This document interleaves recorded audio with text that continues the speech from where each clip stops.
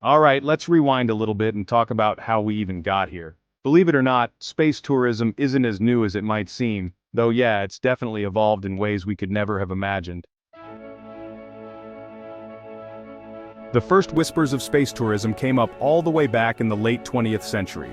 A lot of people thought it was just a fantasy, like something from a sci-fi movie. But that's the thing about humanity.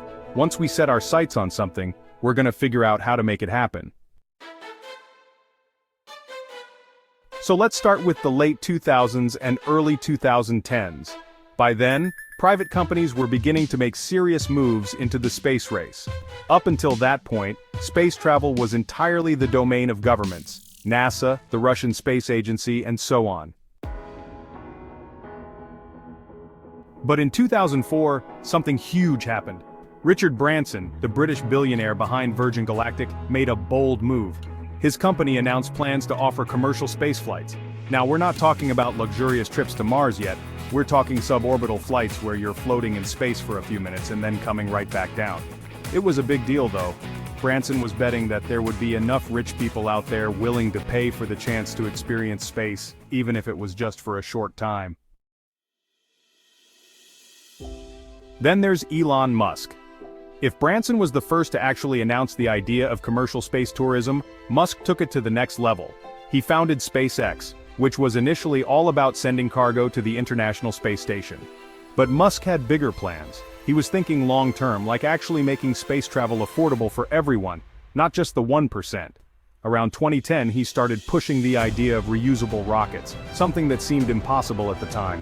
That would be the key to making space travel cheaper, and in turn, more accessible. By 2018, SpaceX pulled off a huge milestone. The Falcon Heavy launched for the first time, and it wasn't just a test flight. This was a real mission, with an actual payload, a Tesla Roadster of all things. People started to realize that Musk wasn't just dreaming, he was serious. And this wasn't just about astronauts or satellites anymore. This was a stepping stone toward opening up space to the public. Fast forward a little bit, and in 2021 we saw something totally groundbreaking, the first private crewed mission to orbit. That was when Jeff Bezos, the Amazon founder, launched himself and a few others aboard Blue Origin's New Shepard rocket. It was short, just a few minutes of weightlessness. But it was a historic moment. The idea that an everyday civilian, okay, a super rich civilian, could go to space was no longer science fiction, it was reality. Now, I know what you're probably thinking, okay, so a few billionaires went to space, that doesn't exactly sound like the beginning of a revolution. And you'd be right to ask that, because even though these early flights were historic, they were also insanely expensive. Like, a ticket could set you back anywhere between $200,000 and $50 million depending on the trip. The only people who could afford it were millionaires and billionaires who were looking to go to space off their bucket list. But something started to change around the 2030s. The technology behind these rockets kept improving. Remember that idea of reusable rockets? That was huge, and it became more and more common. By now, rockets didn't just go up and then burn up or fall back into the ocean. They were landing, refueling, and being reused, which made everything way more cost-effective. At the same time, competition between companies like Virgin Galactic, SpaceX, and Blue Origin started heating up, which drove prices down. That's when you started seeing regular everyday people, the kind of people who were just middle-class folks with a bit of disposable income, being able to buy tickets to space. And then there was the big breakthrough. Space tourism, as we know it today, didn't just happen by chance. It was a combination of three things: technology, cost reduction, and demand. Sure, at first, space was still a luxury only for the elite, but by the late 2040s, we started to see the first glimpses of what we're living with now. Commercial spacecraft were starting to offer fully private, multi-day trips. The idea of flying around Earth in space was slowly becoming something most people could imagine. But of course, this wasn't just about getting rich people to the edge of space and letting them look at Earth. There was something bigger at play, the dream of making space accessible to everyone. And that dream? It wasn't just about leisure, it was about the possibility of human life beyond Earth. The technology we were developing wasn't just for tourists, it was laying the groundwork for things like lunar bases, Mars colonization, and even asteroids becoming mining hubs. space tourism was like the first step in a much bigger adventure, a gateway to humanity's future. So, by 2070, we're in an era where space tourism isn't just a dream anymore. It's an industry. It's something that millions of people have experienced, and it's only growing. It's wild to think that only a few decades ago, the idea of ordinary people in space was something you saw in movies like Star Trek. But now? Well, now it's just another part of life. So, if you're thinking, alright, space tourism sounds cool, but how did it go from being a few rich people floating around to something that's really part of our everyday life? Well, that's where the next chapter of the story starts to get really interesting. Let's take a step back. Remember when we talked about SpaceX, Blue Origin, and Virgin Galactic? They didn't just stop with the first few flights. These companies started pushing the boundaries of what was possible, refining their technology year after year. Reusable rockets, they kept improving. The more rockets they reused, the cheaper the cost of sending something, anything into space got. And that, right there, is what made all of this possible. It's one thing to send a spacecraft to the edge of space for a few minutes, but if you want to make real space tourism work, you need infrastructure. You need ships that can go up and come back time after time without burning a hole in your wallet. And here's the thing, by the 2040s, companies figured out how to make rockets that were almost like airplanes. They could launch, land, and be prepped for the next mission in a matter of days. It sounds simple, but trust me, it was a game changer. And it wasn't just the technology getting better, the whole industry started to understand the market. The thing is, space tourism isn't just about being up there for a few minutes and floating around. The goal was always to make it a destination. And if you're talking about destinations, you need to offer experiences. So these companies started brainstorming more than just suborbital joyrides. They were thinking, how can we give people an experience that feels like an actual vacation? Now you might be wondering, what do you mean by that? Well, picture this. It's 2055. Instead of just a quick trip to the edge of space, you've got entire hotels orbiting Earth. Not like the kind of hotel you book for a weekend getaway, but space stations that feel like luxury resorts. You've got private rooms with windows that look out on the curvature of Earth, or suites with views of the stars. People started to see space as something more than just a trip. It became an adventure, something you could book, plan, and save up for just like any other vacation. But this didn't happen overnight. The first space hotels were small, they were experimental. Think back to those early days when the International Space Station, ISS, was a strictly scientific operation, and getting up there was an enormous task. You had to be a professional astronaut, go through months of training, and follow strict schedules. Now, the goal was to open space to tourists without making it feel like a military mission. So, over the years, companies like SpaceX and others started working on more user-friendly spacecraft. Craft that could handle the rigors of space, but were comfortable enough for a tourist to relax in. By the time we hit the 2060s, this was the norm. Spacecraft started to feel like modern airliners, and getting to space wasn't some monumental feat. It was a thrilling but relatively routine experience. You could even do things like zero-gravity yoga, dine in a floating restaurant, or check out views of Earth that, let's face it, no one on the ground would ever get to see. And as crazy as it sounds, this was only possible because of how much better the technology got. The dream of space tourism really only worked because of the innovation in propulsion systems, space habitats, and life support tech.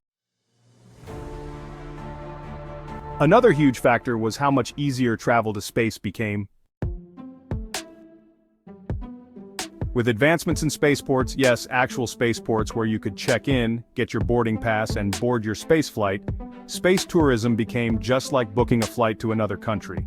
You didn't need to go through all this astronaut training, the process was streamlined, and more companies started setting up spaceports in major cities around the world. Think of it like a modern airport, but for interstellar journeys. These spaceports weren't just utilitarian, they were designed to be destinations in themselves, with shopping, entertainment, and even zero-gravity experiences to give people a taste of what was to come once they left Earth's atmosphere. But you can't talk about space tourism without bringing up the big picture accessibility. It's one thing to get rockets to land, make spacecraft more efficient, and create luxury space hotels, But if only a handful of people can afford it, what's the point? And this is where things started to really shift. By the 2050s, we saw a major shift in the economics of space tourism. Not everyone who wanted to go to space was a billionaire anymore. Sure, the super wealthy were still doing their thing, but companies started developing cheaper, more affordable options for the middle class. How? Well, reusable rockets were a huge factor, but there was another key part of the puzzle: competition. As more companies entered the space race, they started lowering their prices to attract more customers. That's when the industry started booming, and suddenly it wasn't just the ultra-rich who could afford a ticket to space. For instance, by 2060 there were entire suborbital cruises. These were multi-day trips, where tourists would travel to space and then stay in a low-orbit hotel. The price? Sure, it was still expensive, but it was far more reasonable than those early flights that cost millions. At this point, space tourism wasn't just for those with disposable incomes, it was for people with dreams of traveling beyond the stars, and it became a reality for more and more people. And with prices dropping, more diverse groups of people began to take the leap into space. It wasn't just millionaires and tech entrepreneurs anymore. Scientists, teachers, even artists and students, all kinds of people were able to book tickets and experience the vastness of space firsthand. It wasn't just a luxury anymore, it became something you could dream about and then work toward, like going on a long-haul international vacation. So by the time we hit 2070, space tourism had become a true industry, an interconnected global operation where millions of people from all walks of life had ventured beyond the confines of Earth. And what's amazing is, we're still just scratching the surface of what space tourism can be. The 2070s are just the beginning, and it's only going to get more exciting from here. Alright, so now we've covered how space tourism went from a dream to a reality, but we've still got a major piece of the puzzle to explore: the infrastructure. You can't just throw a rocket into the sky and hope it lands somewhere nice, right? No, what makes all of this possible are the spaceports. So, by 2070, spaceports are spread out across the globe, and they're not just in the US or Russia. Nope, countries all over the world have jumped on the space tourism bandwagon. We've got massive spaceports in places like Dubai, Singapore, and even Kenya. These aren't just small launch sites, these are sprawling facilities built like futuristic airports with sleek terminals, shopping centers, and even entertainment areas. Imagine checking in at a spaceport, walking through futuristic corridors, and then catching a shuttle to your spaceplane, all while enjoying a zero-gravity cafe and a VR simulation of the moon. Sounds like something out of a sci-fi movie, right? But now, it's just part of the routine. One of the things that's made these spaceports so special is how they've been designed. They're more than just launch sites, they're destinations in their own right. Take Spaceport Dubai, for example. It's like this massive vertical city, a hub for tourists who come from all over the world just to experience space travel. We're talking luxury lounges, private suites for the ultra-rich, and even tourist attractions like simulated moonwalks for those who aren't quite ready to leave Earth just yet. There are space art exhibitions, interactive holograms that explain space history, and even 360-degree immersive films that let you experience space before you even leave the ground. And it's not just for the high rollers, there's a whole range of different spaceports designed for different types of travelers. In places like Europe, spaceports are more integrated into public transportation systems.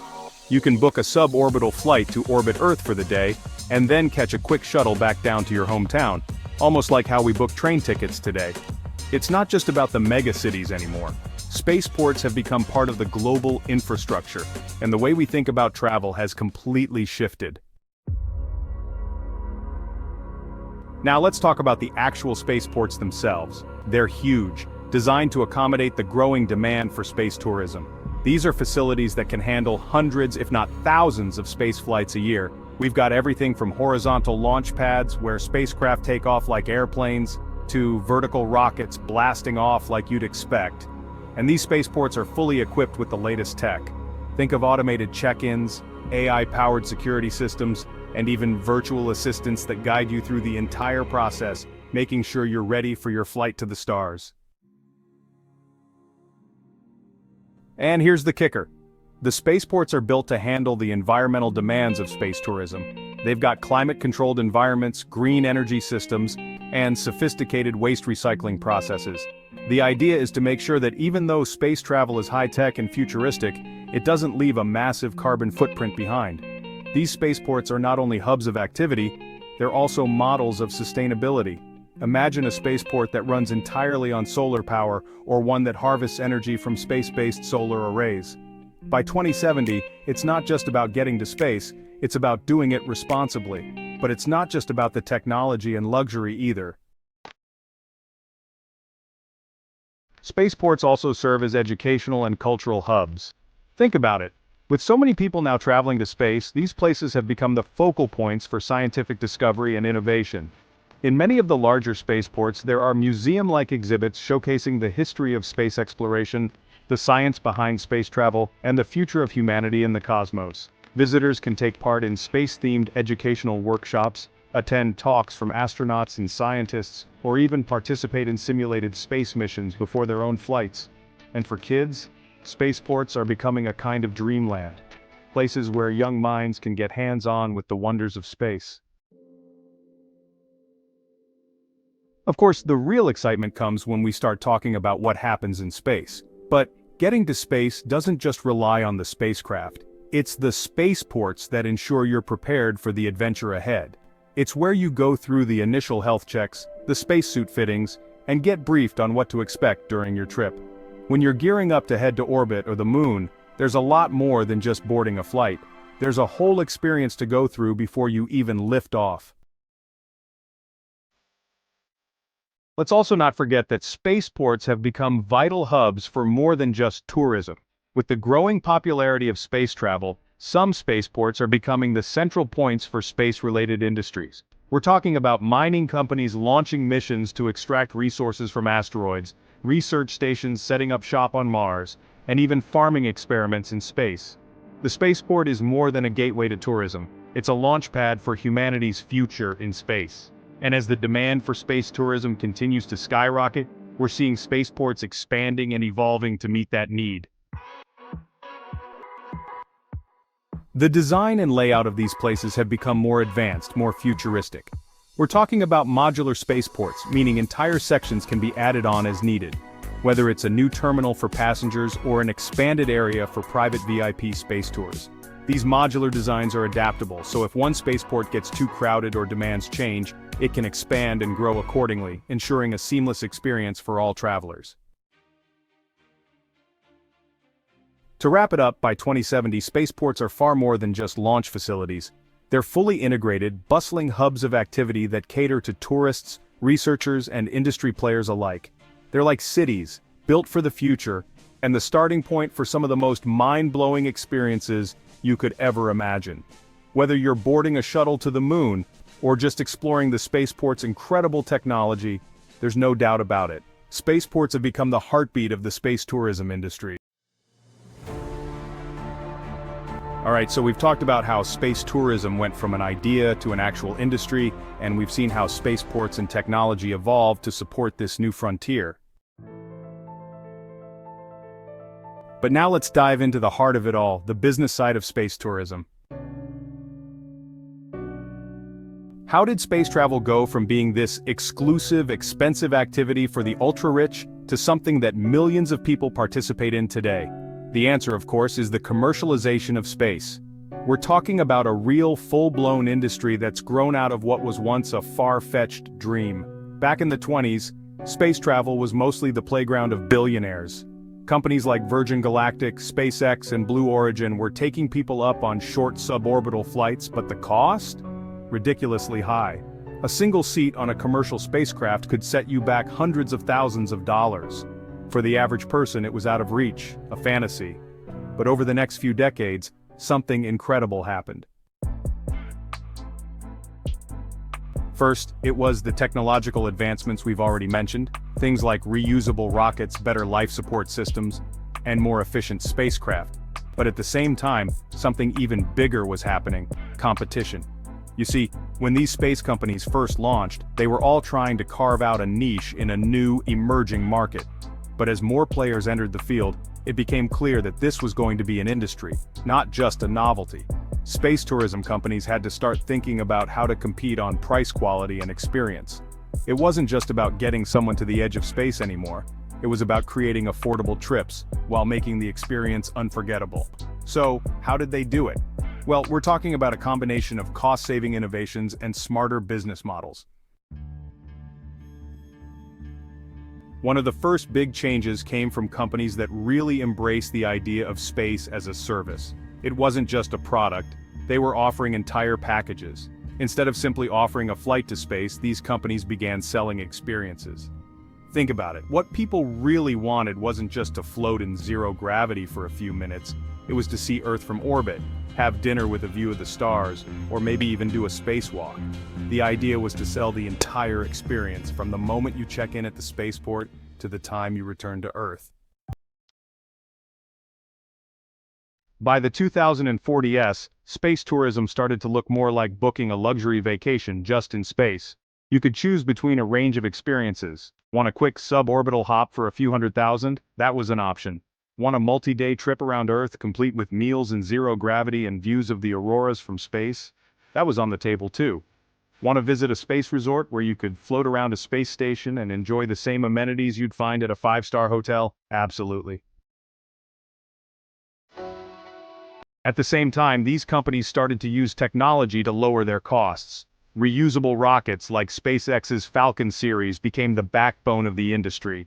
Rockets could fly, land, be refurbished, and then fly again, slashing the cost of space travel in ways no one thought possible. And as spacecraft got cheaper to build and operate, the cost of sending passengers to space began to drop too. The cost of an orbital ticket, which was once in the millions, started to fall into the hundreds of thousands. And while that still sounds expensive, remember that before this, only the ultra-wealthy could even dream of such a trip.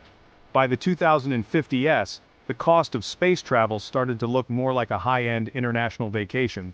Luxury space cruises, moon hotel stays, and suborbital flights became more and more affordable for the upper middle class. Companies like SpaceX, Blue Origin, and others were offering competitive packages, each with its own perks. Some had longer stays in space, others had special events like zero-gravity sports or space marathons. It wasn't just about getting there anymore, it was about creating a lifestyle around space travel. And that lifestyle? Well, it began to impact society in ways that no one could have predicted. The commercialization of space tourism didn't just create new jobs, it created an entire new sector of the economy. Space tourism became a key part of the global economy, with everything from spacecraft manufacturing to spaceport operations to the hospitality sector benefiting. By the 2060s, space tourism wasn't just an elite pastime, it was something that contributed significantly to the GDP of many countries. Spaceports became economic hubs, creating thousands of new jobs in engineering, hospitality, entertainment, and tourism. On top of that, space tourism also began to fuel innovations in other areas. Technologies developed for space travel found their way into everyday life. For example, advancements in spacecraft life support systems helped improve air purification technology on Earth. The space industry's push for more sustainable energy sources led to breakthroughs in solar and renewable energy technology. And the need for better, more efficient transportation systems on Earth inspired developments in high-speed trains and hyperloop technologies. Space tourism had ripple effects that went far beyond the sector itself. Now let's talk about how this whole system started to evolve into what it is today. By the late 2060s, space tourism became so mainstream that it was expected. Companies started offering space vacations as corporate perks, and entire industries grew up around space tourism, from space travel insurance to space-based content streaming. People didn't just want to go to space, they wanted to live and work there too. This meant we saw an entire shift in the way people thought about space. It wasn't some far-off dream or a one-time luxury anymore. Space became part of life for a growing number of people. And let's not forget the role of governments here. Initially, space was all about state-run agencies like NASA or Roscosmos. But by the 2040s and 2050s, governments began to work more closely with private companies. This public-private collaboration allowed for space to become more regulated, more accessible, and safer than ever before. International treaties were formed to keep space exploration peaceful, and laws were put in place to regulate space tourism, ensuring that it didn't become the Wild West of the cosmos. So, by 2070, space tourism wasn't just an offshoot of space exploration, it was an essential part of the global economy, a thriving, competitive market where millions of people could visit space and experience it for themselves. And as the cost continues to drop, the dream of space travel for all, well, it's inching closer and closer to becoming reality. Alright, so by now we've covered how space tourism grew into a booming industry, how spaceports became hubs of activity, and how it all turned into a massive commercial venture. But now, let's dive into what it's really like to experience space travel in 2070. We're not just talking about going to space anymore. We're talking about the full experience, the sights, the sounds, the zero-gravity adventures, and everything that makes space tourism so incredible. First off, let's talk about the journey. When you book a space flight today, it's not just about sitting down in a chair and buckling up. Oh no, the experience begins the moment you step into the spaceport. You're not just checking into a terminal and passing through security, you're entering a world that's designed for space travel, from the moment you arrive until you're back on solid ground. Picture this, you walk through a sleek, futuristic terminal with digital displays showing you the spaceflight schedule, interactive exhibits explaining the wonders of the universe, and maybe even some VR simulations to prepare you for what's to come. Once you're through security and checked in, you move into a VIP lounge complete with holographic displays of distant planets, perhaps a curated space-themed art exhibition, or even a chance to take part in a spaceflight prep session, where you get briefed on everything from the physics of launch to the health precautions for space travel. Imagine putting on a headset and taking part in a zero-gravity yoga class in the pre-launch zone, or maybe attending a short talk by a former astronaut who's there to share what space is really like. It's all about setting the stage, so when you finally board that spacecraft, you're not just ready to go into space, you're excited. And when it's time to board the spacecraft, well, this is where the magic happens. No longer are you just stepping into a cold, sterile capsule. In 2070, these spacecraft are designed for comfort, luxury, and let's be honest, a bit of fun. Spacecraft cabins look more like high-end hotel suites than old-school rockets. They're spacious, with large windows that let you gaze out at the Earth below as you ascend. And if you're lucky enough to be on one of the newest space cruise ships, you might even have a panoramic view from your seat. These aren't just cramped, utilitarian capsules, they're full-fledged, luxurious spacecraft designed to make you feel at home in space. Let's talk about the in-flight experience. As the rocket breaks through Earth's atmosphere and you feel that first jolt of weightlessness, it's not just a thrill ride, it's the beginning of something totally new. You're floating, and you're free. Zero gravity? It's unlike anything you've ever felt before. Some people describe it as the closest thing to flying without wings, and in 2070, there are even specialized activities to help you make the most of this unique experience. Want to try zero-gravity yoga? No problem. Or maybe you'd prefer to do a few flips or somersaults just for the fun of it. You're floating in space and the whole world is your playground. And then, of course, there's the view. Imagine looking out of a panoramic window, seeing the curvature of the Earth as it slowly turns beneath you. The sight of our planet from space, it's something that people never forget. For many, it's the highlight of the trip. A profound moment that makes you realize just how small we all are in the grand scheme of things. It's not just the view from the window, it's the experience of seeing our world from a perspective that only astronauts once had. And with better, more advanced spacecraft, more tourists than ever before are able to enjoy these views for themselves. But it's not just about looking at Earth. Many spacecraft now offer additional experiences, like looking out at the stars, seeing distant galaxies through telescopes, or even catching a glimpse of other planets. For those with a bit more time and a bigger budget, multi-day cruises are available. These cruises might take you out to low Earth orbit, past the International Space Station, or even on a looping trajectory around the Moon, offering days of floating and exploration. It's like going on a luxury cruise. Except you're not in the ocean, you're drifting through the vastness of space. And here's the wild part. Space tourism isn't just about sightseeing, it's about doing stuff.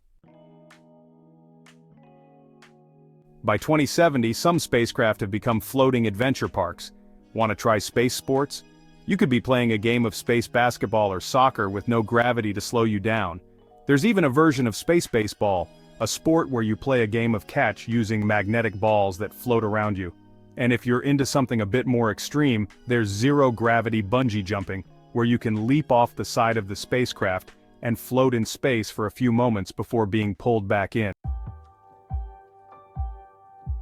For those with a love for science and exploration, many space travel companies offer space missions where you get to help with real scientific experiments. You could be part of a crew that's testing new space technologies or observing the effects of long-term space exposure on the human body. Space tourism in 2070 isn't just about taking a vacation, it's about contributing to the future of space exploration. Now, it's not all fun and games. There's also the technical side of space travel to think about. Before you head off on your trip, you go through a few health checks. You need to make sure your body's ready for the rigors of space, especially with longer trips.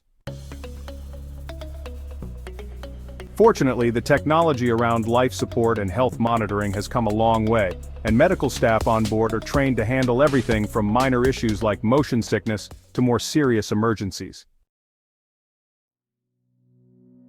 In fact, some space companies have even developed specially designed spacesuits that allow you to move freely and comfortably in zero gravity. They're high-tech, breathable, and pretty stylish too, basically space fashion at its finest. And when it's time to return to Earth? Well, that's when the journey comes full circle. The descent back into Earth's atmosphere might be a bit bumpy, but the technology has gotten so good that it's a smooth process. No need for white-knuckle moments or uncomfortable re-entry procedures. And when you touch down, it's not just a flight home, it's a return from an adventure you'll never forget. Space tourism in 2070 is about creating memories that last a lifetime. And the technology, the experience, and the people all work together to make it happen. The question now is, with all of these incredible advances, where does space tourism go next? We're talking about destinations beyond Earth, maybe even lunar stays, Mars trips, and who knows what else. The journey is only just beginning, and the experience will only get more immersive, more accessible, and more amazing as we continue to push the boundaries of space exploration. So now that we've explored the amazing space experiences already available, let's take a moment to think about where all this is headed. Because, let's be honest, space tourism in 2070 is only the beginning. We're talking about the next frontier space travel beyond low Earth orbit, to places we used to only dream about. It's not just about going to space for a few minutes, checking out Earth from orbit and coming back. No, we're talking about full-blown space vacations, on the Moon, Mars, and possibly even beyond. First up, the Moon. We've already seen the Moon become a part of humanity's long-term plans, but by 2070, it's not just a destination for scientists and astronauts anymore. The Moon is becoming a tourist hotspot. It all starts with the infrastructure. Spacecraft designed for lunar travel are being built right now, and they're not just for astronauts. These lunar ships can carry civilians to the Moon, where they'll stay for several days, exploring craters, walking on the surface, and maybe even staying at a lunar base or hotel. Imagine this. You land on the Moon after a multi-day journey. You disembark in your specially designed spacesuit, and the first thing you notice is the incredibly low gravity. You can hop around like a bunny, floating up into the air with each leap. Then you check out the Earth from a completely new angle. Our beautiful blue planet hanging in the dark sky, looking almost unreal. You take a stroll across the surface, visit the Apollo landing sites, or maybe check out the latest lunar research bases that have been set up for both science and tourism. And for those wanting a truly out-of-this-world experience, there are luxury hotels with large windows where you can sleep under the stars. Or rather, under the Moon's dusty skies. These hotels aren't just rooms, they're spaces designed to make you feel like you're truly on another planet. Now moving beyond the Moon, let's talk about Mars. Yes, Mars. While the idea of vacationing on the red planet may seem like a far-off fantasy, by 2070, we're starting to see it take shape. Right now, getting to Mars is still a huge challenge. The journey takes months, and the resources required are immense. But with ongoing advancements in propulsion technology, deep space travel is becoming more feasible. SpaceX and other private companies are working on spacecraft capable of making the trip to Mars, and the groundwork is already being laid for the establishment of a Martian outpost. Once humanity establishes a more permanent presence on Mars, the dream of Martian tourism will start to take off. Picture this: you board a massive interplanetary spacecraft, and after months in space, you finally land on Mars. You can explore its dusty red plains, visit ancient Martian riverbeds, and even check out the impressive volcanic structures like Olympus Mons, the largest volcano in the solar system. There may be Mars hotels offering incredible views of the planet's vast deserts or ice caps, and in the future, who knows? There could even be resorts where you can participate in terraforming experiments, helping to make Mars more hospitable to human life. But it's not just the Moon and Mars that have become viable destinations. There are also talks about future space stations or habitats that orbit not just Earth but other celestial bodies. For example, floating space stations around the Moon or Mars that offer visitors the chance to see the planets up close and experience extended stays in space. These could function as both scientific research hubs and tourist attractions, providing everything from microgravity sports to immersive educational experiences about space exploration. Of course, let's not forget about space hotels. We're talking about luxury hotels that orbit Earth, staying in space for days or even weeks at a time. These space hotels aren't just about watching the Earth below, they offer experiences you can't get anywhere else. For one, you could wake up with the entire planet below you, looking down on entire continents from your window. And because these hotels are located in space, you get to live in zero gravity, giving you the freedom to float around your room, or even participate in space-based activities like weightless swimming. Some hotels are even expected to offer space tourism packages, combining a stay at the space station with visits to the Moon or nearby asteroids. Speaking of asteroids, there's also the growing interest in asteroid tourism. In 2070, space agencies and private companies are exploring ways to send tourists on asteroid-hopping missions. Asteroids, it turns out, can be a goldmine for resources, and mining companies are looking to tap into that potential. But alongside mining operations, some asteroids might become tourist destinations. Picture this: traveling to an asteroid that's millions of kilometers away, walking around its tiny, low-gravity surface, and watching the stars from a completely different vantage point. And here's the wildest part. The idea of space tourism isn't confined to just our solar system. We're already starting to see plans for interstellar travel, getting to stars beyond our own. Sure, it's still very much in the theoretical stage, but companies are looking at ways to explore exoplanets in distant star systems. These missions would take years, even decades, but the idea of a generational spacecraft, where you live your entire life traveling to another star system, could be closer to reality than we think. And for the super rich or adventurous, this might be the ultimate way to explore deep space. Now let's zoom out for a second. Space tourism beyond Earth is, of course, about more than just fun vacations to the Moon or Mars. It's part of humanity's long-term plan to become an interplanetary species. In fact, as space tourism expands, it'll help fund the development of technologies that will benefit everyone. Think about it. If people are willing to pay for a trip to Mars, that could finance new propulsion systems, sustainable life support technologies, and habitats that eventually help establish a permanent human presence on Mars and beyond. Space tourism in 2070 is helping to make space more accessible.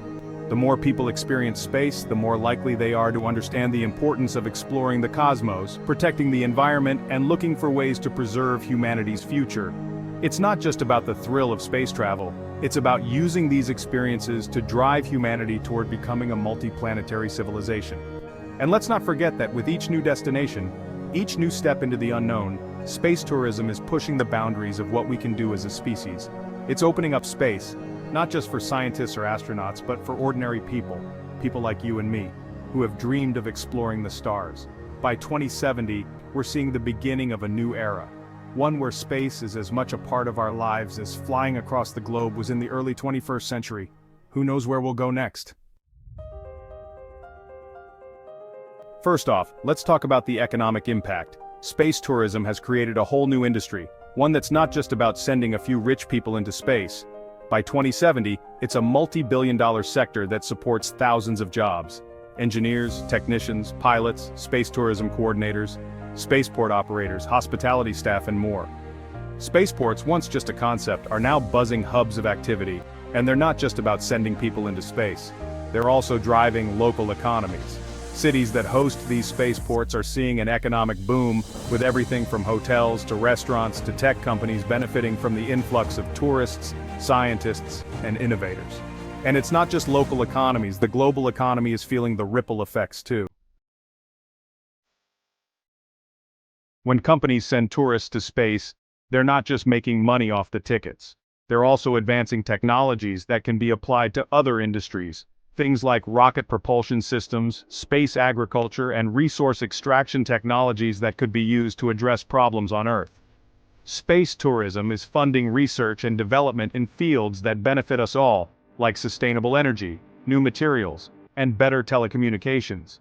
Some of the technologies developed for space travel, like solar panels, water purification systems, and even health innovations, are now used in everyday life, helping to tackle global challenges such as climate change, food security, and healthcare. On a more personal level, think about how space tourism is changing the way people view Earth. There's this saying, seeing is believing, and there's nothing like seeing Earth from space to make you believe in the fragility and beauty of our planet. For many space tourists, this experience is a transformative one. Looking down on Earth from space offers a perspective that can't be replicated by anything we experience on the ground.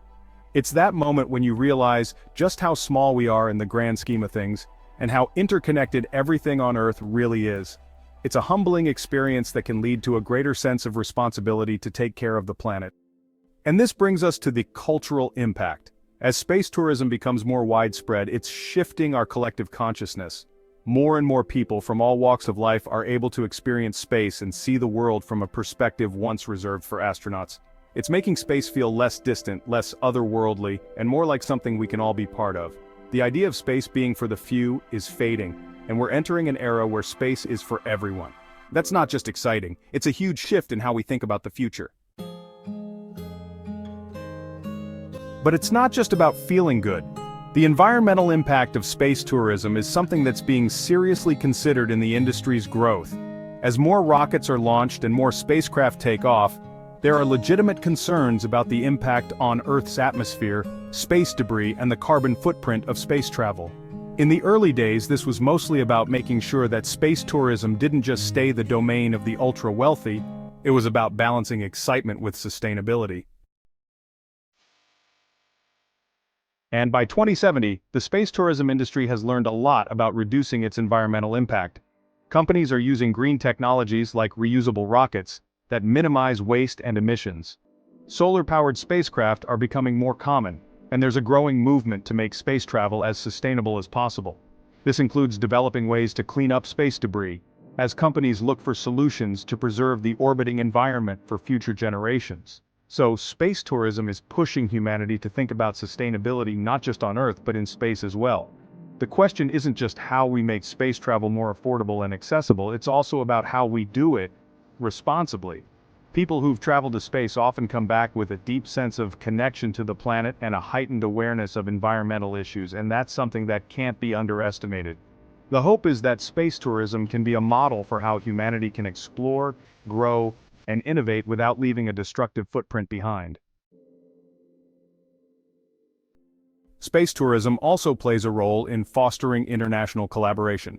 Think about it, space exploration has always been a collaborative effort between nations, and space tourism is continuing that trend.